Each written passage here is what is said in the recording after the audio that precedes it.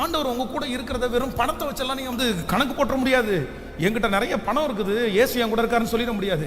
நான் வந்து எனக்கு நிறைய சொத்து கிடைச்சிருச்சு, எனக்கு இயேசு என் கூட இருக்கிறான்னு சொல்ல முடியாது. எனக்கு பதவி உயர்வு கிடைக்குது, என் கூட இயேசு இருக்காருன்னு சொல்ல முடியாது. உலகத்துல இருக்கிற பணக்காரங்க நிறைய பேர்ட்ட இயேசு இல்லை.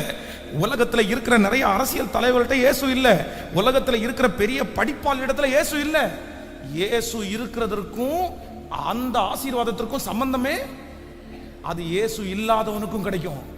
ஆனா இயேசு என் கூட இருக்கிறார் அப்படின்றதுக்கு என்ன அர்த்தம் அப்படின்னு சொன்னா, ஒரு தப்பு நடக்கும்போது, ஒரு காரியத்தை செய்ய நினைக்கும் போது என் மனசுக்குள்ள இதை செய்யாத, இது உனக்கு நல்லதில்லை, இது உனக்கு வேண்டாம், இதை நீ மன்னிச்சிரு, இதை நீ விட்டுரு, இது உனக்கு அவசியம் இல்லாதது, நீ எப்படி இதை செய்வேன்னு உள்ளுக்குள்ளே இருந்து ஒருத்தர் நம்மளை கண்ட்ரோல் பண்ணுவாரு பாருங்களேன்.